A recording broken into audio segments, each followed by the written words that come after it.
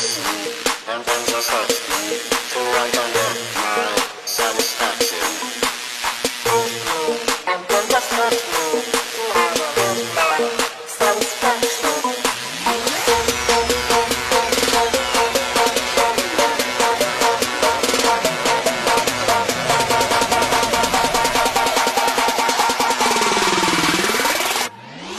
And then just